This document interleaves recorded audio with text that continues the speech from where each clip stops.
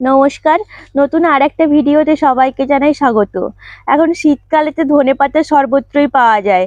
আমাদের বাগানে ধনেপাতা হয়েছিল, আমি তুলে নিয়ে এসেছি। ভাবছি কি করব, ধনেপাতার তো অনেক কিছুই করা যায়, তাই ভাবলাম আজকে ধনেপাতার পরোটা বানালে কেমন হয়। আজকে আমি বানাবো ধনেপাতার পরোটা। চলো তাহলে বানানো যাক। খুব সহজে বানাবো আমি। ধনেপাতাটাকে প্রথমে আমি কুচি কুচি করে কেটে নেব। কেটে একেবারে ময়দার মধ্যে দিয়ে দেব। এখানে আমি 250 গ্রাম মতো ময়দা নিয়েছি।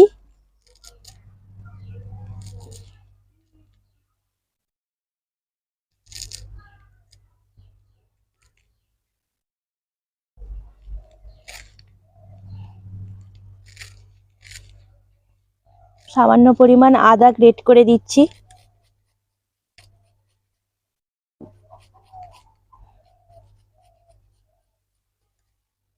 একটা কাঁচা লঙ্কা কুচি কুচি করে দিচ্ছি। তোমরা যে যেমন ঝাল পছন্দ করো সেভাবে দেবে।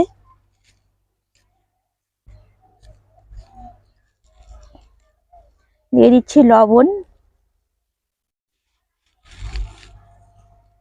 অল্প একটু কালো জিরে দিয়ে দিলাম,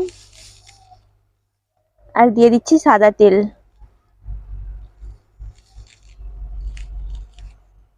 আর আমি খুব ভালো করে মিশিয়ে নিচ্ছি।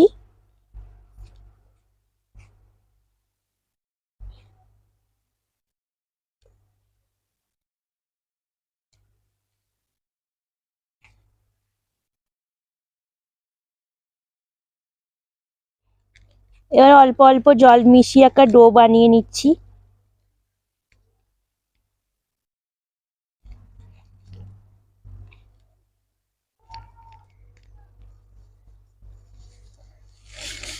সবকটা গোল করে নিয়েছি লেচিগুলোকে। এবার আমি একটা একটা করে বেলে নেব। তোমরা চাইলে একটু ময়দা বা আটা নিয়েও বেলে নিতে পারো।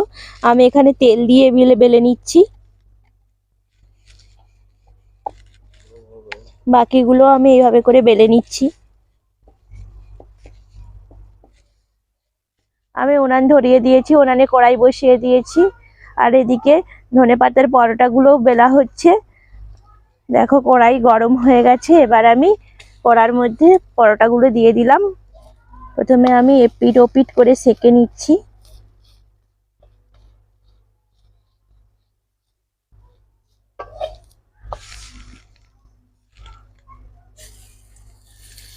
এবার আমি তেল দিয়ে দিলাম।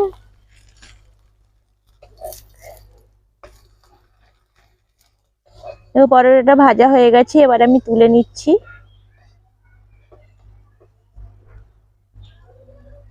খুবই অল্প তেল দিয়ে খুব অল্প সময়ে এটা ভাজা হয়ে যায়।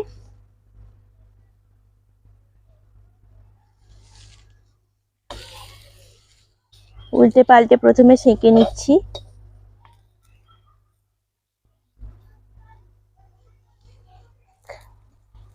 এবার তেল দিয়ে খুব ভালো করে এটাকে ভেজে নিচ্ছি।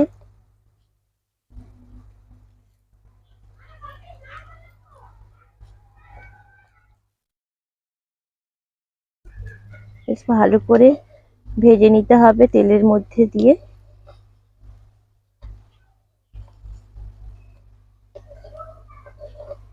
দেখো এই পরোটাটা আমার ভাজা হয়ে গেছে।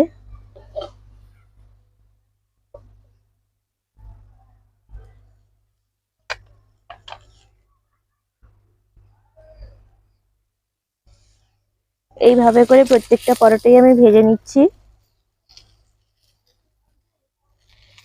সকাল বিকালের নাস্তায় বা বাচ্চাদের টিফিনে এই রেসিপিটা করে দিতেই পারেন। টমেটো কেচাপ বা আলুর দমের সাথে এই রেসিপিটা খুব ভালো জমে।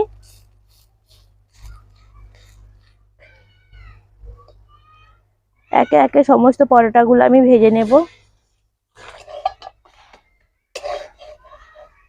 এই পরোটাটা আমার ভাজা হয়ে গেছে প্রায়।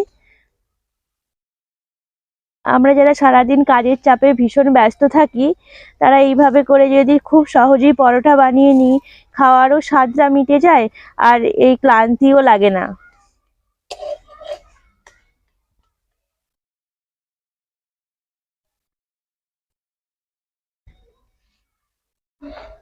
দেখো প্রায় সন্ধেও হয়ে গেছে আর আমার পরোটাও ভাজা হয়ে গেছে।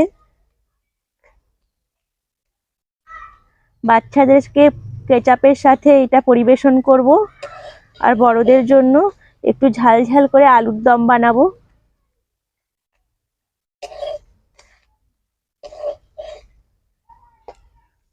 তো পরোটা আমার রেডি।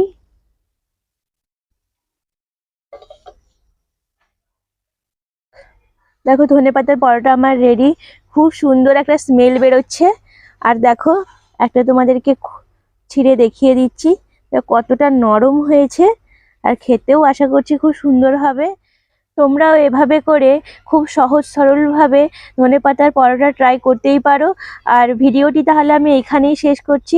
সবাই ভালো থাকবে, সুস্থ থাকবে। দেখা হচ্ছে অন্য কোনো দিন। আজকের মতো টাটা।